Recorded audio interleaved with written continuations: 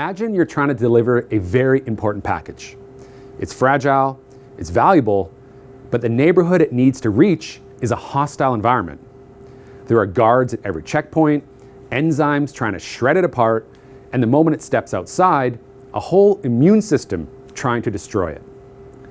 That is what happens every single time we try to deliver a peptide to a target site in any biological model system. So for decades, we basically just threw the package and hope for the best. Today, I want you to know about a different approach, a smarter approach, one that gives the package its own vehicle, its own camouflage, and if we design it just right, even its own GPS. We call them nanoliposomes, and they may be among the most quietly revolutionary tools in modern research. My name is Dr. Adam Watson, and I'm here at Umbrella Labs to talk to you about nanoliposome peptide research. So what exactly is a nanoliposome? At its core, it's a tiny sphere, typically between 50 and 200 nanometers in diameter. To put that in perspective, a human hair is roughly 80,000 nanometers wide. But what makes it special is its architecture. The wall of the sphere is made of a phospholipid bilayer, the exact same material your own cell membranes are made of. Nature, as it turns out, already invented the perfect packaging material. We just borrowed it. That's the real surprise here. Scientists didn't actually invent nanoliposomes. We just figured out what cells had been doing for billions of years and decided we should probably pay attention. Inside this lipid shell, we can load molecular cargo, in our case, peptides, bioactive amino acid sequences that can modulate cellular behavior, block disease pathways, trigger apoptosis in cancer cells, or signal immune responses.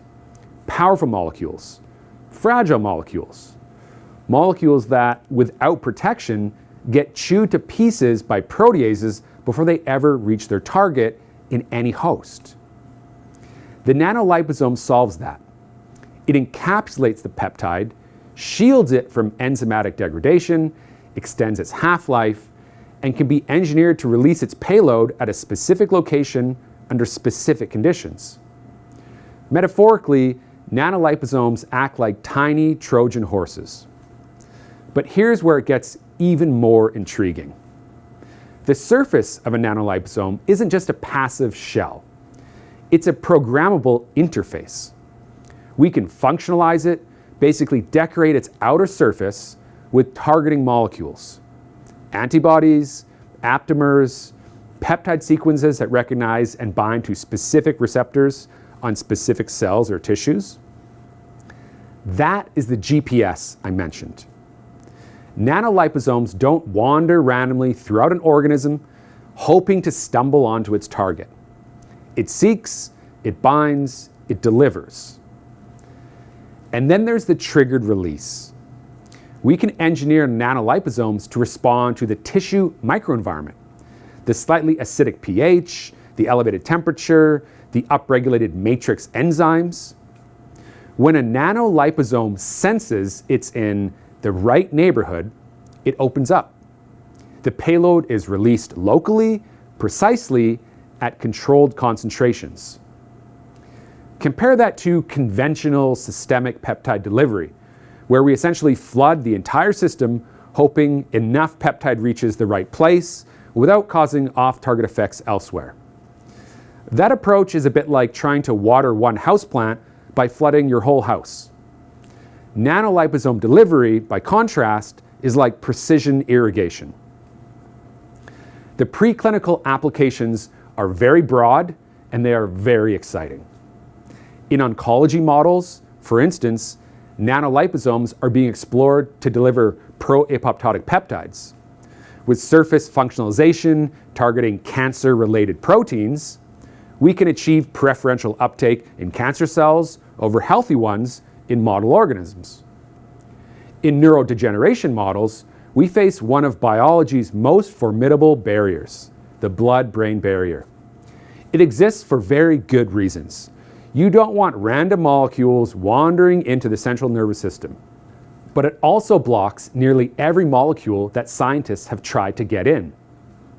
However, if nanoliposomes are surface modified with particular peptides, for instance, we can exploit what's called transcytosis to cross that barrier. We're now seeing preclinical evidence that this approach can deliver neuroprotective peptides in models of Alzheimer's and Parkinson's. In inflammatory disease models, liposomal peptide carriers are being studied for targeted delivery to immune cells in arthritis models, inflamed gut cells in IBD and Crohn's disease models, and atherosclerosis models of heart disease.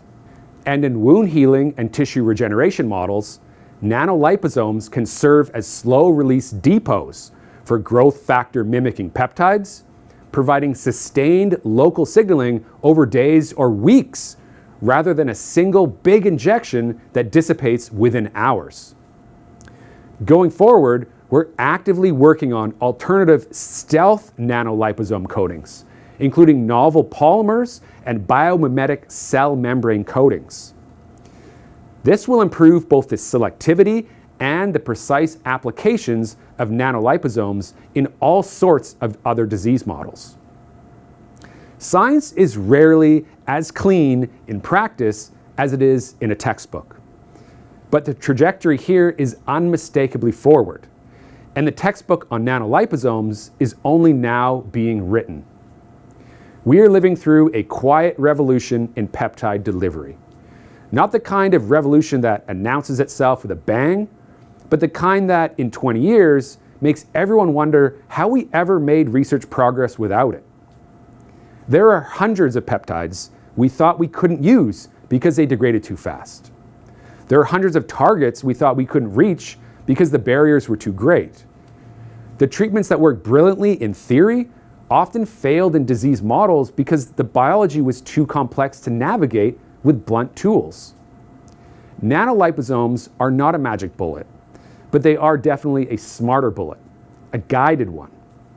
So when it comes to peptide delivery, we finally have the right vehicle. To learn more, check out all the information on umbellalabs.is. Thanks for watching.